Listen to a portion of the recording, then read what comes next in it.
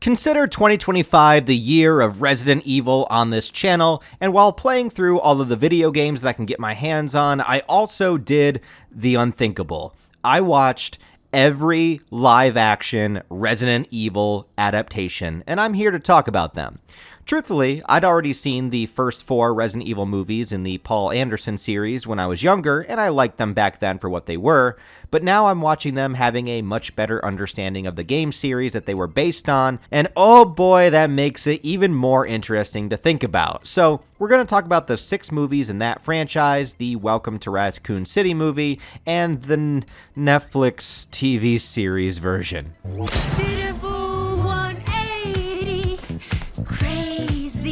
But let's start with the basics. For the uninitiated, Resident Evil is a survival horror action game franchise developed by Capcom that started way back in 1996 and currently has 8 main installments with a 9th on the way, a variety of spin-off and side games, as well as a series of remakes of the originals.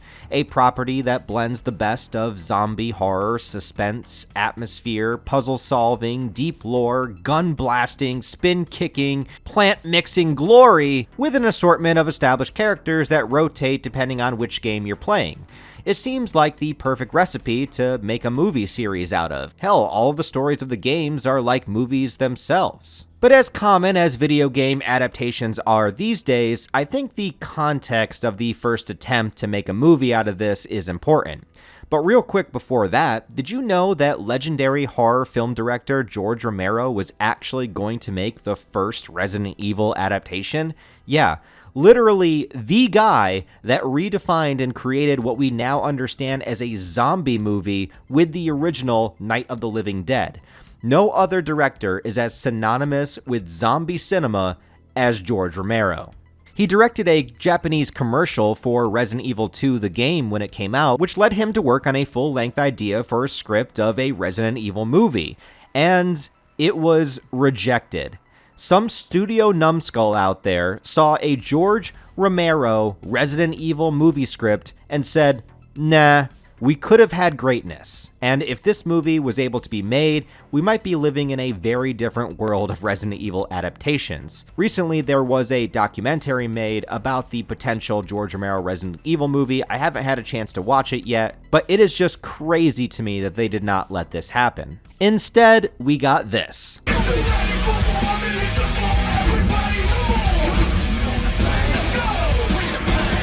So yeah, context is still important here. What you have to remember is that back in the late 90s and early 2000s, video games were not at all taken seriously by the mainstream, and adaptations of them were very rare to get made to begin with, and even more rare to actually turn out to be good. And Hollywood doesn't tend to invest in things that they think won't make them profit. But there was an outlier in this genre, that of the 1995 Mortal Kombat movie, a movie that I personally adore, and though I recognize it's not perfect, for the time period that it came out, it was actually a respectful adaptation. It gets the general gist of the story across of the first game, it had really good special effects for the time, a lot of memorable performances, and that soundtrack kicked ass. That movie was directed by a guy named Paul W.S. Anderson. He made a video game movie actually work. An incredible feat for the time period. And he was also a legitimate fan of the Resident Evil games. So he was chosen to write and direct the film, which ultimately led us to the 2002 original Resident Evil movie. However, this is not a direct adaptation of the first Resident Evil game story. Instead, it borrows elements of the game, notably the underground Umbrella Laboratory, the zombies, the dogs, and the liquor. Oh, and the scene of being stuck when you're trying to remember a code to open a specific door. What? 043, what is the code? Paul Anderson stated that the reason he didn't just do the first game story or include any of the game's signature characters was because he envisioned the movie to be a prequel to the games, and I think this is important. With that in mind, I think a lot of the decisions he made for the film make more sense. Remember, this is before this became a franchise, and even though the movie was released the same year as the actual prequel to Resident Evil 0, they wouldn't have had any knowledge about what Resident Evil 0 F-Zero was about while they were making it. Only the first 3 games, as well as Code Veronica, would have been out at the time, so that's all he had to go on. And he also said that since the game starred different characters, that he figured he would make new characters for this pseudo-prequel. And that brings us to Alice. Alice is the main character of this movie, and of every other Resident Evil movie in the Paul Anderson series. She's played by Milla Jovovich, who is also the director's wife. She plays a former employee of Umbrella who wakes up with amnesia in a mansion after an outbreak that occurred in the underground lab. It's really cool to see the mansion aesthetic here, and it's got a slow, mysterious atmosphere and is probably my personal favorite part of the movie. But then it's over in less than 5 minutes as we introduce a team of generic soldier characters and immediately go down into the lab where the entire rest of the movie takes place. Now, truthfully, I don't really have a problem with Alice's character or Milla's portrayal at all, and considering he was thinking prequel mentality when he made this, I get having an original character. Also, this was 2002. Nowadays, I'm sure they would never adapt a video game into a movie and have the lead character not be somebody from the games. Never mind. But honestly, taking out any kind of one-to-one recreated events of the game, the 2002 Resident Evil movie, to me, is a legitimately fun zombie action movie. It feels so beautifully early 2000s. With it coming out right alongside 28 Days Later and the Dawn of the Dead remake, it was the decade of the new wave of zombie media, and I was here for it. The soundtrack is filled with nu metal and original tracks by Marilyn Manson, and the action, though low budget, is the kind of fast-paced, hectic filmmaking style with hints of slow-mo as everybody was following in the wake of The Matrix at the time. The movie is simple, the zombies are the only real threat until the final boss, which is a licker, not a tyrant, which is disappointing, but still for the time it was decent CGI, and everybody remembers the grid laser scene. It's a classic, memorable moment.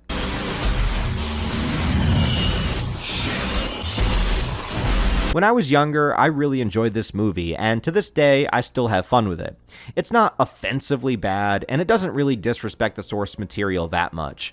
Sure, it's not exactly accurate, and it sucks not to see any of the classic characters like Jill and Chris, but if you just want a cheesy early 2000s zombie movie, this would be one of my top picks. It's only after this that we start to get into weird territory, because the movie was successful enough to warrant a sequel, but now we have an established main character that is going to be carried over, while at the same time there were calls to incorporate characters from the actual games. So with the second movie, Resident Evil Apocalypse, that came out in 2004, we have this weird situation, as we begin the trend to add main characters from the games into these movies, but now they all have to take a back seat and become supporting characters in order for Alice to thrive, made even more apparent by now having Alice infected with a strain of the virus that basically gives her superpowers.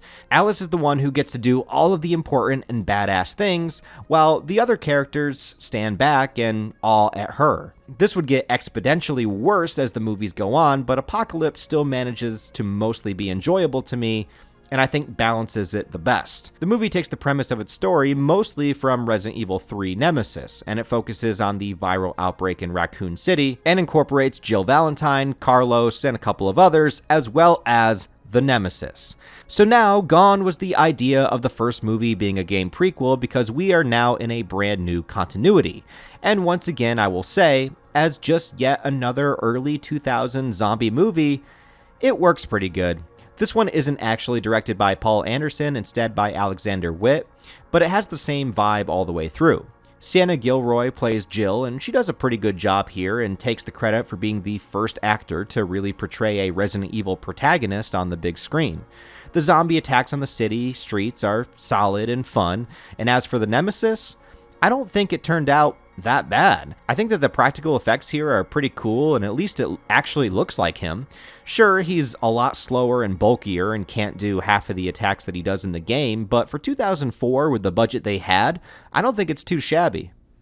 That is until the terrible scene where Alice fights him in hand-to-hand combat. Like, come on, man. Way to make Nemesis not seem that intimidating. But again, when it comes to nostalgia for me, Nostalgia can be a bitch, and this was my favorite Resident Evil movie when I was a teenager, and that might mostly be because of Jill, but I also love zombie movies that take place within the city streets. I'm a sucker for that kind of horror carnage, and I still love this movie, both for the memories I have, and I think it's a very entertaining film to watch today.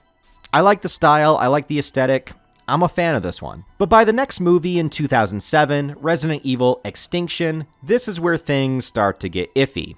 The Raccoon City outbreak in the games is solved Return of the Living Dead style, where they nuke the entire city and destroy evidence of Umbrella's involvement. Well, that kinda happens in the movie universe, but now in the movie continuity, by only the third film, they committed to just having a full-blown zombie worldwide apocalypse.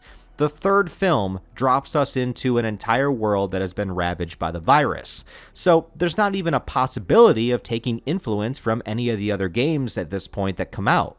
At least story-wise. It's no longer possible because now everything has to be post-apocalyptic. And Alice's superpowers in this movie are reaching critical mass. She may as well just be Tetsuo from Akira at this point. She's basically unstoppable. This movie also starts a trend where it does not satisfyingly follow up on the events of the last movie. See, each movie ends with a kind of cliffhanger, and from this point forward, that cliffhanger is either ignored or immediately done away with at the start of the next movie.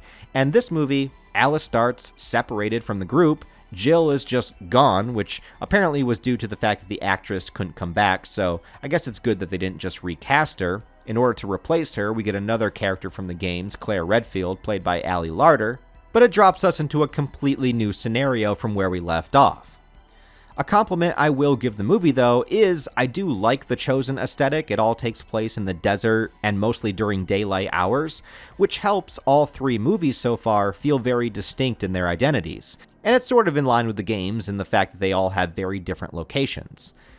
The zombies look great here too, very decayed, looking like they've been out baking in the sun for a while.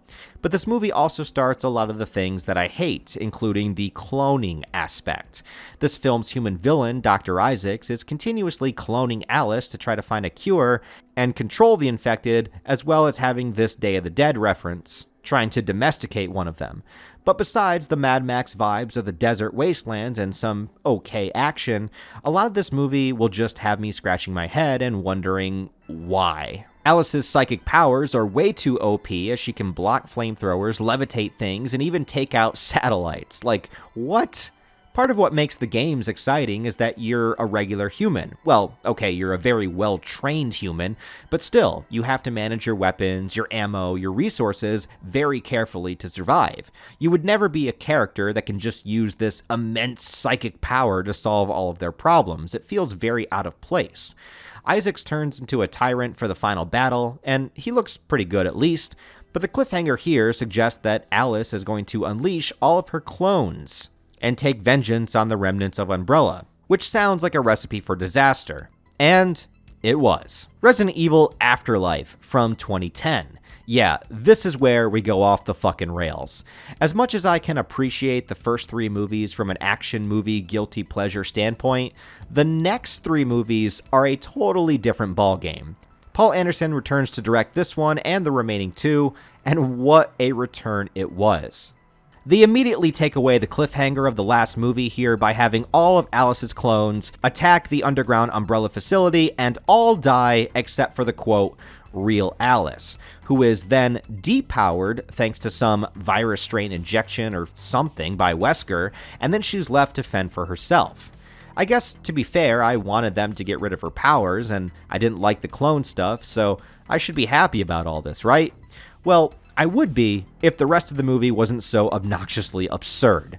One of the biggest issues in this movie is that it came out during the last wave of 3D movies and was one of the many victims of films at the time that were specifically shot for 3D, and now years later, they end up looking very dated and weird. Everything is flying at the screen, the shots seem so goofy without the 3D element, and the slow motion here, dear God, the slow-mo in this movie. I don't mind slow motion in general. It can be a good way to increase dramatic tension and the emotion of a scene, but there is so much goddamn slow-mo in this movie. I swear, if the whole thing was regular speed, you would shave off at least 15 minutes of its runtime. Fights are in slow-mo, people staring at each other in slow-mo. You name it, it's probably in slow-mo in this movie. And unlike the first three, this movie doesn't really have its own identity with its aesthetic and seems like a lesser version of what we've already seen. The main portion of the movie is in a big city, but it's really mostly inside of one building, as Alice arrives here and they're trapped because they can't get the plane working. But she does find Chris Redfield. Yes, it took 4 movies, but they finally introduced the other main character of the first Resident Evil game. Wentworth Miller plays him, and he does a pretty good job, and it's cool to see him alongside Claire, who does return in this film as well. But once again, we get this iconic, fantastic character from the games who all have to play second fiddle to the Alice show. Even the scene where Claire could have been the one to take down the big Axeman, it's Alice who, of course, has to deliver the final blow. Like, come on, you couldn't just give that one to Claire?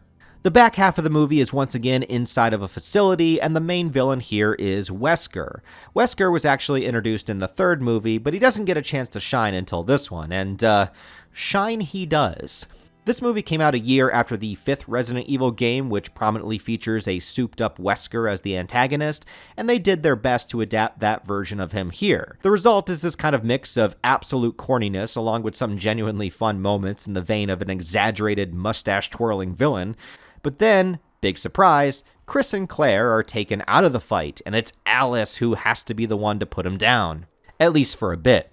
Wesker isn't fully defeated here, and he shows himself to be so ridiculously powerful in this movie that he obviously has to be the main villain for the rest of the franchise, right? Right? Nope, it doesn't matter, because they're just going to radically shift directions once again. The movie ends with Alice, Claire, and Chris being attacked on a boat from the sky from, dun dun dun, Jill Valentine, now under Wesker's control, again mimicking Resident Evil 5 the game. So does this mean that we're going to get Jill and Chris side by side in the next movie, the 2 main characters of the first Resident Evil game? No. In fact, I have no earthly idea if Jill and Chris in the movie universe even know who each other is. In the 5th movie, Resident Evil Retribution from 2012, the opening scene is the attack on the boat played in, you guessed it, slow motion. Except now, it's backwards. For some reason. Chris and Claire are both not in this movie whatsoever, and it's never addressed if they died or escaped. But wow, this movie, this could be the worst or the best Resident Evil movie depending on how you want to look at it, because it doesn't really have a semblance of a plot, and it's pretty much just non-stop action scenes the entire way through with a huge barrage of fan service references. And if you're into that, you're probably going to have a good time. The first part is just Alice, abducted by Umbrella, put through a series of scenarios that mimic previous movies, and then she meets Ada Wong, another character from the games. And I don't know if it's because they thought audiences wouldn't be able to make out her accent, but this poor actress's performance is completely overdubbed by somebody else, who actually happens to be Ada's voice actress from the games, so take that how you will. We need to cross 2 more test environments to escape. Let's move. But this movie also has clones galore. Somewhere along the line, this whole movie series just became about clones, so previous characters return like Rain, Carlos, and James, and it's just an excuse to get the past actors back into the movie because their real characters are all dead. Plus, the clones don't act anything like them, so they're not even playing the character they were before. They're literally just here as a body to point at the screen and say, hey, I remember that person. It's not like we actually get the real characters back. There's also a team sent in to rescue Alice, which features some other game characters like Barry Burton and Leon Kennedy. Which, sure, it's great to see Leon finally in a movie because he's one of the main characters of the games and a fan favorite. But, of course, it's the Alice show, so he doesn't get to do much or have a chance to stand out. And honestly, if not for the costume that he wears in the movie and other characters mentioning him by name, you probably wouldn't even make out that he's Leon at all, because he could just be any random mercenary. There's nothing about Leon's actual character that shines through here. He's just a member of a rescue task force. There's one moment where I thought they were going to expand on his character, where Rain injects herself with the Plagas from Resident Evil 4 the game, in which Leon is the main character, and Leon mentions, that's the Plagas. And I thought, oh cool, maybe Leon is going to explain some lore about what it is, or mention a mission that he went on to rescue the president's daughter or something. Literally any kind of indication that he's who we know from the games. But nope, He doesn't say anything else. Jill is also super disappointing in this movie because the entire movie, minus the last 5 minutes, she's just an evil character controlled by Umbrella, and not at all like she was in Resident Evil Apocalypse. Shockingly enough, Barry Burton gets a lot to do here. He's played by Kevin Durand, and he does a really great job. Also goes down in a blaze of glory. He's probably my favorite character from this movie. But yeah, this movie is just action scenes. Alice and Ada fight scenes, mercenary team fight scenes, infected soldiers with weapons fight scenes, Axemen fight scenes, giant liquor fight scene, Mortal Kombat-esque X-ray damage fight scenes. That's the whole movie. So the reason I say this could be one of the best is if the only reason you watch these movies are for the action scenes and you just want to see the most amount of Resident Evil characters on screen at the same time. If you just want 90 minutes of pointing at the screen and saying, hey, I understood that reference and I know that character, along with non-stop gunfire and explosions, then this is the movie for you. But the ending will once again be completely retconned. Now Wesker wants Alice's help to defeat Umbrella's AI, the Red Queen, which is the real threat to humanity all along, so he gives her her superpowers back, and then her, Wesker, Jill, Ada, and Leon all stand on top of the White House, ready to take down, I guess, everything and everything coming at them. Except none of this happens. Because next we reach the final steaming center of the Resident Evil dog turd, the final chapter from 2016. And thank fucking God this movie that says it's the final chapter actually was the final chapter. As much leeway and benefit of the doubt I can give any of these movies, this one is simply unforgivable. A train wreck of epic proportions. Once again, it starts with Alice just by herself. Yeah, Jill, Ada, and Leon, they're all dead off screen, nowhere to be found. Dumped into the same void that Chris went, I guess. The same place that all the characters we actually want to see end up going. But hey, Claire is back, I guess. Also, Wesker was like JK because apparently he didn't actually give Alice her powers back, it was just a trick, and he betrayed everybody there, off screen, in between movies. So, what was the point of having Alice rescued from the last movie supposed to be? What was the point? It literally makes it feel like you can skip Retribution entirely because none of the events of that movie matter at all, and none of the characters besides Alice are even here anymore. Also, there's apparently a cure that's been here all along, somewhere deep down in the original lab, which is just so absurdly convenient. And since this is going to be the last movie, we need a big Resident Evil villain, right? So you would think it would obviously be Wesker. But no! Instead, they bring back Isaacs from the third movie, explaining that the one that was defeated before was just a clone. But plot twist, this is just a clone too and doesn't know it because the real Isaacs is down in the laboratory. Everyone and everything is a clone at this point. Also, there was no reason to bring this character back other than the fact that the actor, Ian Glenn, was now more famous for being on Game of Thrones, so maybe they thought adding him back into the franchise would help the box office. I have no idea.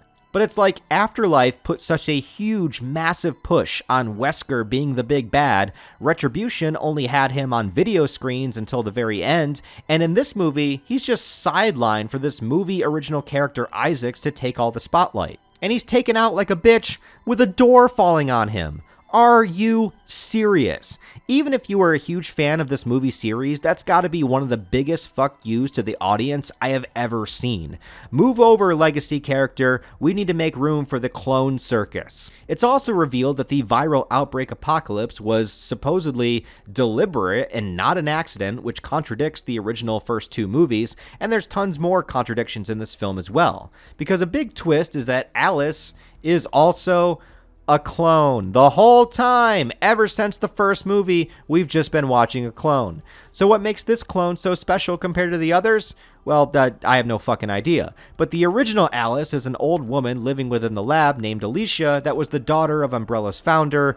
I don't even want to get into it, but I don't know why cloning became such a major plot point for these films. Every movie past the second one is just obsessed with the idea of clones. You get a clone. You get a clone. Everybody gets a clone!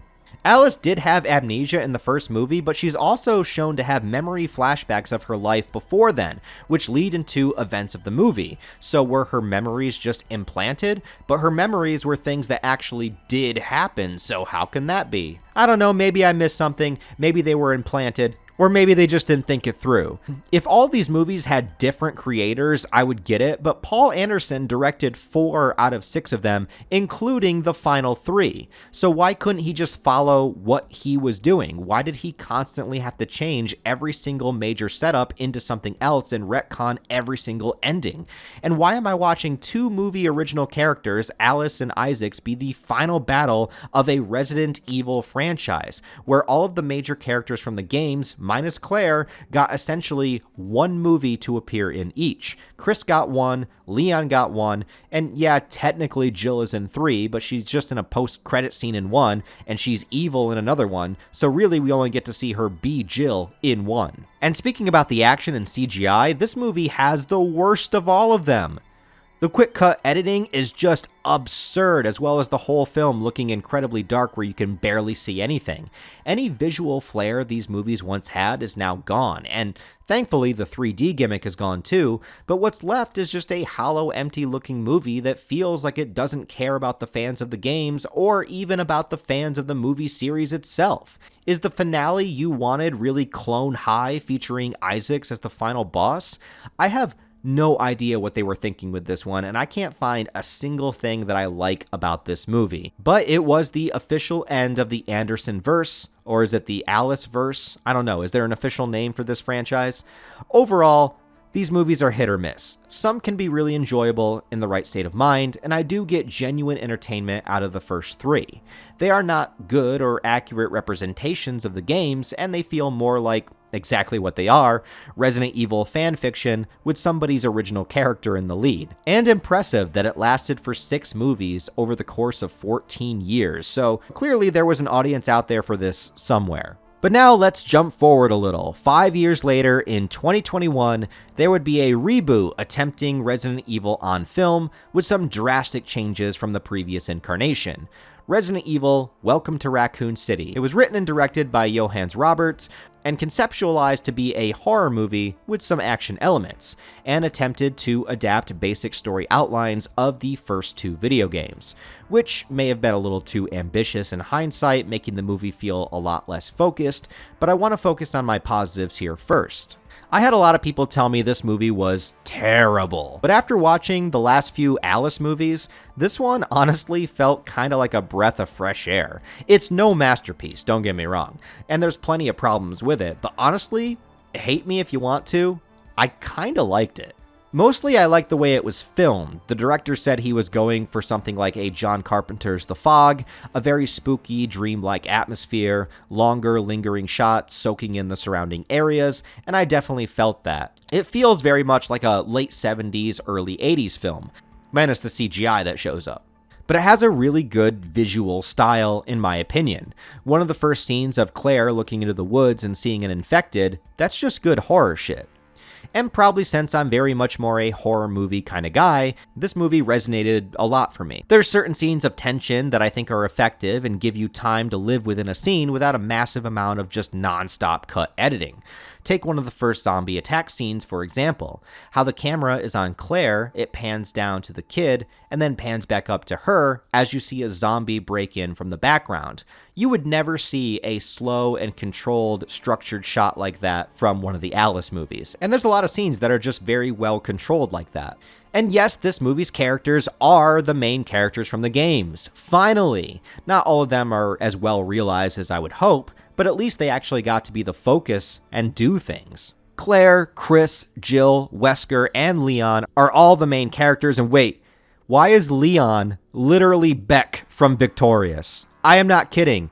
Yeah, Victorious was a popular preteen Nickelodeon show that I watched growing up, mostly for Jade, but that's the only other thing I've ever seen this actor in, and I haven't seen him since those days, so seeing him suddenly pop up as arguably the best Resident Evil character was just a shock to my system. I did not expect to see Beck in this movie, especially as Leon. But does he do a good job as the character?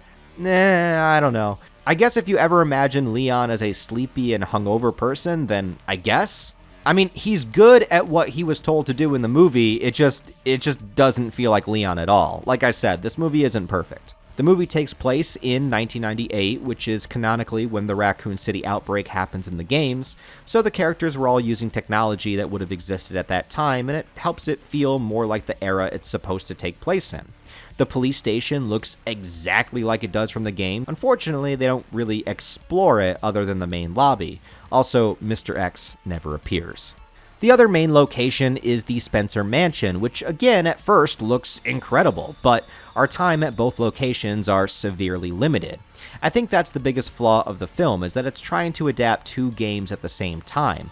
But Resident Evil 1 and 2 are very different in their setting and set completely apart. But it does feel like an attempt was made here, which I appreciate, and I like some of the actors' performances a lot, especially Robbie Amell, who plays Chris Redfield. He does a phenomenal job.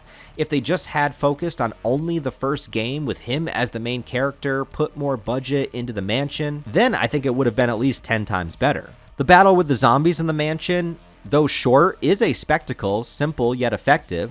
There's a lot of creative ideas, like being in a dark room and having just the flash of the gun muzzle to light up to see the surroundings, or moments where Chris has to keep a lighter lit to see, which is also a reference because the lighter is very important in the game. And we get that classic shot of the zombie eating the first victim and turning its head towards the camera, which is exactly how you meet the first zombie in the first game. But it's strange because the movie is jam-packed with material, but on the other hand, it also manages to kind of feel slow, and I don't know how that's possible. Like, the first real big zombie scene isn't until an hour into the movie, but somehow the movie manages to add in both these two locations from different games, all of the zombie stuff, a liquor, Lisa Trevor, who turns out to be an important piece to the film, Chris and Claire's childhood backstory, Wesker's betrayal, and the Birkin family, with William Birkin becoming a tyrant at the end. I've watched this movie twice now, and I still don't know how they jam-packed all of that stuff in under 2 hours, but also held off on the action for as long as they do. Its low budget forces it to not really show us a lot of Raccoon City beyond the police station for a few hours. We're told the outbreak is going on, but we don't really get to see much of it. We don't see the city bombed, we don't even really get a whole lot of info other than some brief scenes with Birkin. It almost seems like you're meant to have prior knowledge of the games to really get everything out of what's happening here, and the movie itself doesn't explain it to you that well. And that's the double-edged sword of this movie, because it's absolutely clear that the filmmakers knew the games.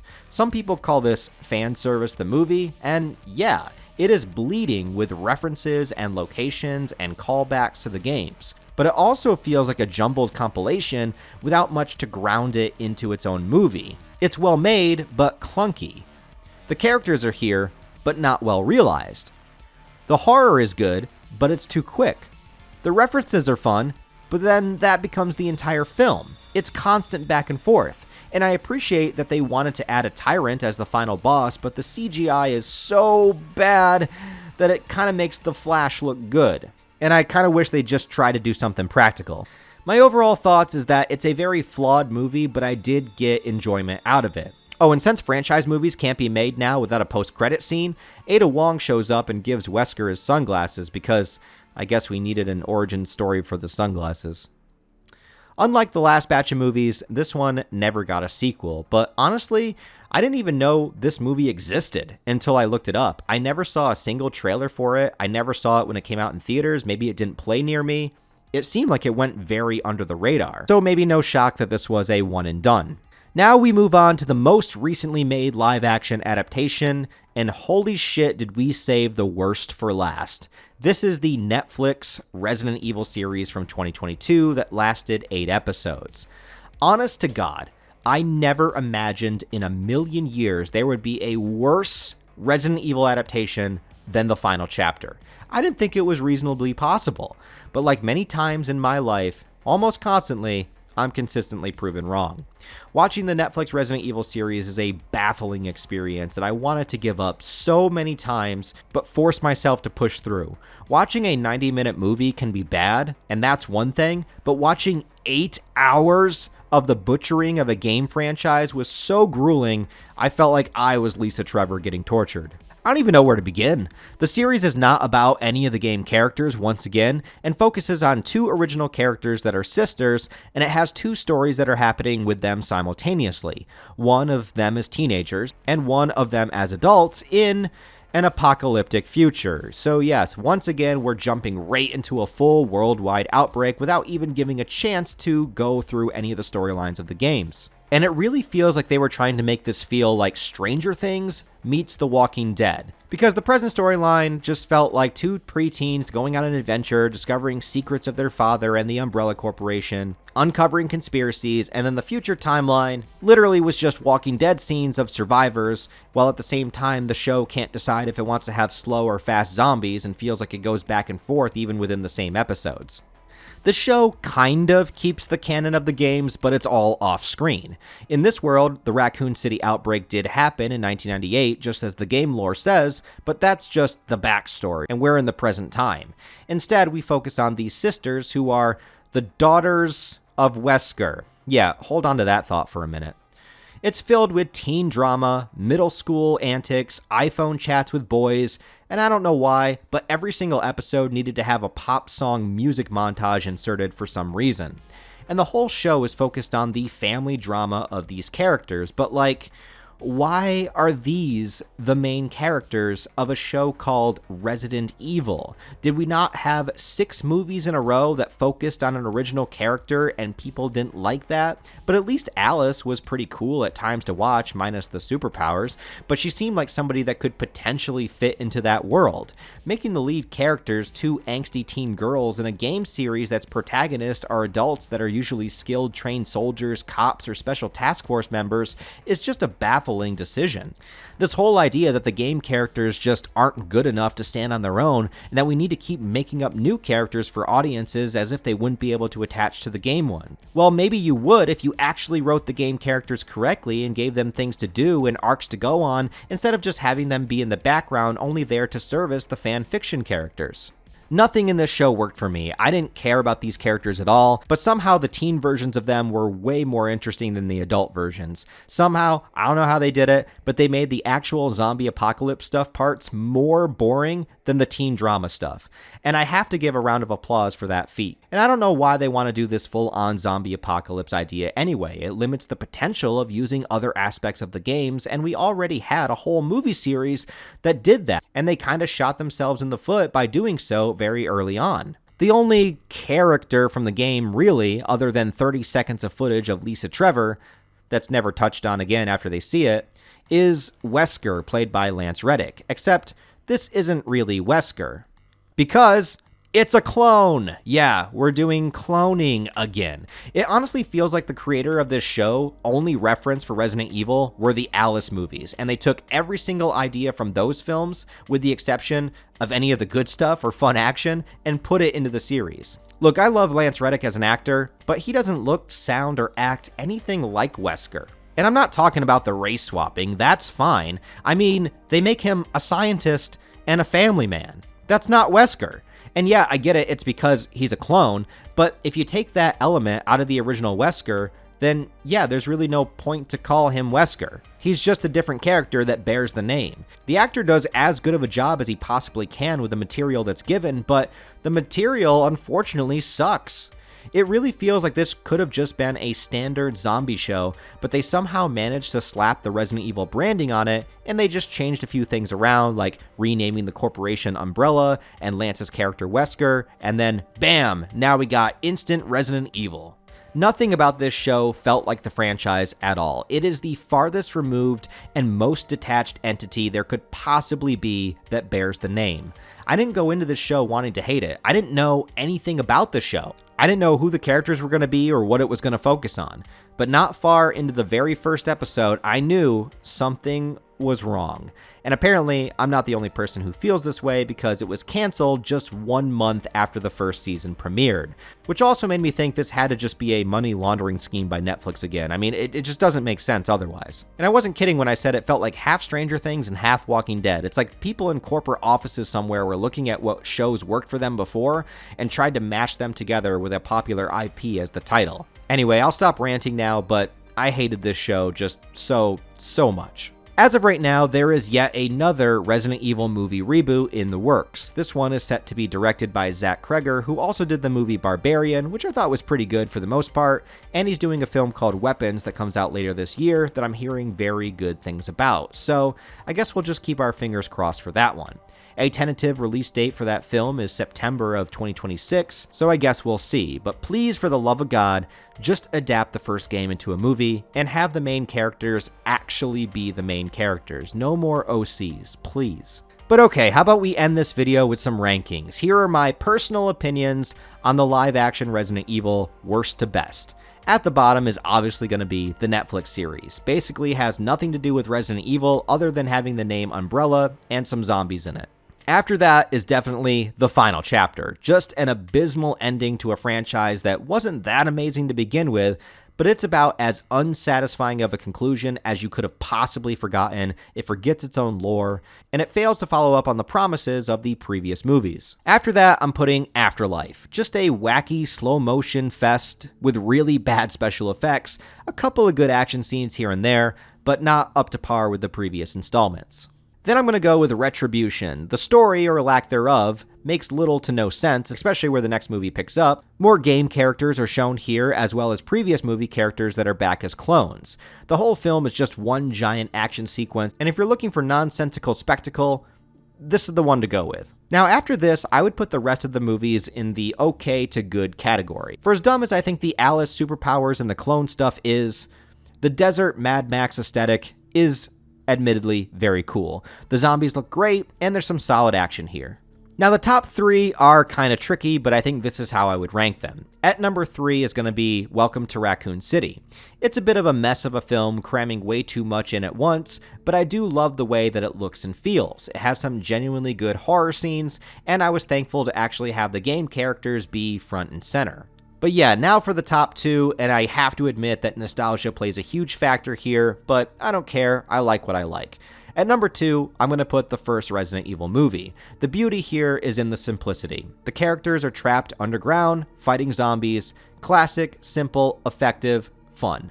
And my favorite live-action Resident Evil movie is still Apocalypse. I love the Raccoon City outbreak, Jill Valentine being here, and the Nemesis looks pretty good. Yeah, it's got that early 2000s corniness and cheese, but to me, that just adds to the charm. I think this movie is incredibly fun from start to finish, and it's before the Alice series got way too up its own ass. To me, this was the perfect balance of continuing the Alice character while also adding in more traditional elements of the game. Anyways, there you have it, guys, my quick opinions on the live-action Resident Evil movies and shows. And now that that's over, I'm going to be checking out the animated movies, which I hear are much better and also within continuity of the games, so I'm looking forward to that. I'm also steadily working through all the games as well. My reviews for those are in the video game playlist if you guys are interested, and I hope that I can catch up through all of them, all of the story, and be at the best possible spot in preparation for Resident Evil 9, which is now confirmed to be releasing in February of next year.